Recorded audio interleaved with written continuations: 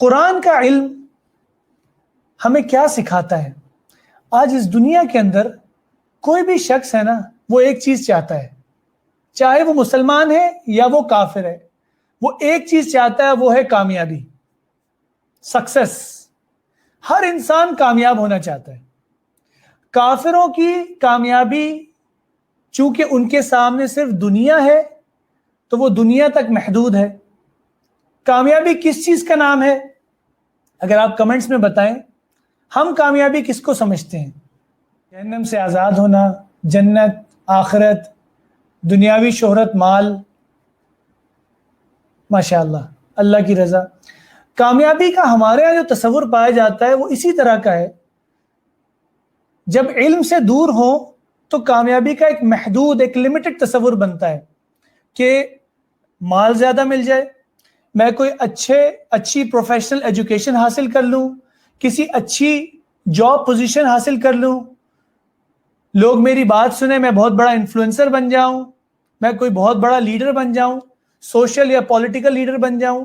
آج ہمارے یہاں کامیابی کا ایک محدود تصور ہے، لیکن اصل کامیابی کیا ہے؟ اصل کامیابی یہ ہے کہ جو آگ سے بچا لیا گیا اور جنت میں داخل کر دیا گیا، وہ ہے اصل کامیاب۔ لیکن یہ تو آخرت کی کامیابی ہے۔ قرآن مجید ہمیں دنیا کی بھی کامیابی بتاتا ہے، آخرت کی بھی کامیابی بتاتا ہے، اور اس کے درمیان جو ٹرانزیشنل فیز ہے، جو برزخ کی زندگی ہے جس کو ہم قبر کہتے ہیں، اس کے اندر بھی وہ ہمیں کامیاب کرتا ہے۔ وہ قرآن مجید کا علم ہے اور اس پر عمل ہے۔ آئیے آپ کو بتاتے ہیں۔ سب سے پہلا پوائنٹ، دنیا میں عروج چاہتے ہو، اونچا مقام چاہتے ہو تو کیا کرو؟ اللہ کے رسول صلی اللہ علیہ وسلم نے فرمایا، ان اللہ یرفع بهذا الكتاب اقواما ويضع به آخرین۔ اللہ تعالیٰ اس قرآن کو تھامنے کی وجہ سے، اس پر عمل پیرا ہونے کی وجہ سے، اس پر چلنے کی وجہ سے قوموں کو عروج دیتا ہے، اکیلے فرد کو نہیں، انڈیویجول کو نہیں، پوری کی پوری قوم کو، نیشنز کو اٹھا دیتا ہے۔ اور اس قرآن کو چھوڑنے کی وجہ سے قومیں ذلیل ہو جاتی ہیں۔ جس طرح شاعر کہتا ہے، وہ معزز تھے دنیا میں مسلمان ہو کر، تم خوار ہوئے تارک قرآن ہو کر۔ یعنی وہ جو عزت ملی قرآن کی وجہ سے ملی، اور اگر انسان ذلیل ہوتا ہے تو قرآن کو ترک کرنے کی وجہ سے ہوتا ہے۔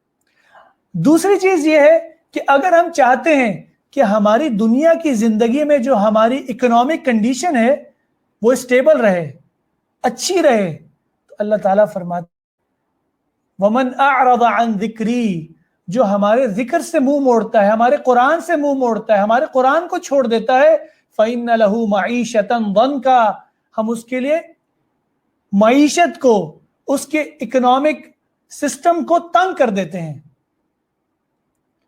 اس کی اقتصادی حالت کو تنگ کر دیتے ہیں۔ بات یہ ہے کہ اگر چاہتے ہو کہ دنیا میں اچھی زندگی گزر جائے تو قرآن کے ساتھ تعلق ہونا چاہیے۔ دنیا کے اندر تیسری بات یہ ہے کہ مختلف قسم کے فتنے آتے ہیں، مختلف قسم کی آزمائش آتی ہیں، مختلف قسم کی کیلامٹیز آتی ہیں، مختلف قسم کی افکار اور نظریات ہم پر حملہ آور ہوتے ہیں۔ اس سے کیسے بچیں گے؟ اللہ کے رسول صلی اللہ علیہ وسلم نے حضرت علی رضی اللہ تعالی عنہ کے سامنے فرمایا کہ انہا ستکون فتنہ، کہ ان قریب آزمائشیں، کیلامٹیز، پرابلمز، یہ ساری چیزیں آئیں گی۔ تو انہوں نے پوچھا مل مخرج منہا یا رسول اللہ، اس سے نکلنے کا راستہ کیا، اس سے بچنے کا راستہ کیا؟ اللہ کے رسول نے فرمایا اللہ کی کتاب، یہ قرآن مجید۔ اسی طرح سے انسان جب فوت ہو جاتا ہے، مر جاتا ہے، تو وہ قبر کے اندر چلا جاتا ہے۔ قبر کی حالت یہ ہے کہ اس میں فرشتے آ جاتے ہیں 3 طرح کے سوال لے کر۔ پیپر تو آپ کے سامنے موجود ہے۔ پہلا سوال، تیرا رب کون ہے؟ دوسرا سوال، تیرا دین کیا ہے؟ تیسرا سوال، ہادی و مرشد رسول کریم صلی اللہ علیہ وسلم کے بارے میں کیا جانتے ہو؟ 2 طرح کے لوگ ہوں گے میرے بھائیوں اور بہنوں۔ ایک وہ ہوگا جو جواب نہیں دے سکے گا اور وہ کہے گا کہ سنے سنے سے لگتے ہیں یہ سوال لیکن مجھے جواب نہیں آتے۔ لیکن وہ خوش نصیب جو جواب دے گا، کہے گا کہ میرا رب اللہ ہے، میرا دین اسلام ہے، میرے نبی محمد صلی اللہ علیہ وسلم ہے، تو فرشتے اس سے چوتھا سوال کریں گے, اس سے پوچھیں گے کہ کیسے تمہیں یہ جواب آتے ہیں, کیسے تم نے ان جوابوں کو دے دیا.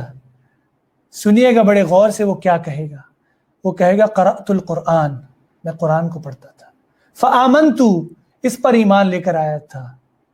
وصدقت, اور اس کی میں تصدیق کرنے والا تھا.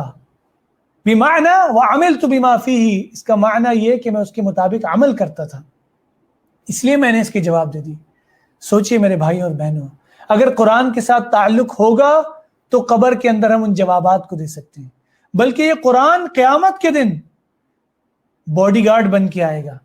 ہم نے کل سنا تھا کہ قیامت کے دن رسول کریم صلی اللہ علیہ وسلم ہمارے لیے دعائیں کر رہے ہوں گے کہ میری امت, میری امت. یہ قرآن آپ کا باڈی گارڈ ہے, دنیا میں بھی, قبر میں بھی اور آخرت میں بھی.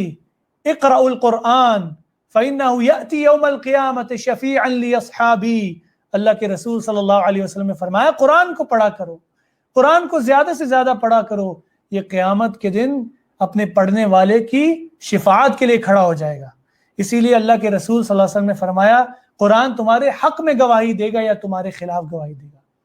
اسی لیے جو لوگ قرآن کو اپنے آگے رکھتے ہیں, اس کو اپنا لیڈر, اپنا رہنما, اپنا رہبر بناتے ہیں, وہ قرآن ان کو لے کر جنت میں لے جائے گا.